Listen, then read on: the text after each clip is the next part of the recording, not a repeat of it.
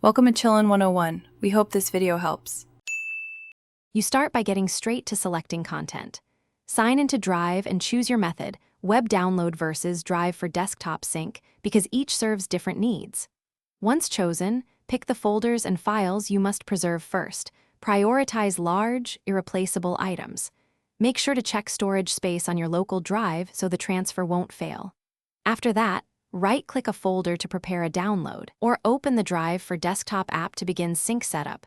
Move immediately to step 2. Now you execute the chosen backup. If using the web, select Items, right-click and Download.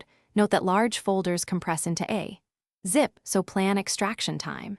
If using Drive for desktop, add your Drive folders, choose a local destination, and enable Stream or Mirror as needed. Streaming saves space, Mirror creates full local copies. Watch the progress indicators and spot-check a few files to confirm they opened correctly. Once done, verify that file sizes and modified dates match expectations so you know the copy is valid. Finish by organizing and validating your backups. Extract any.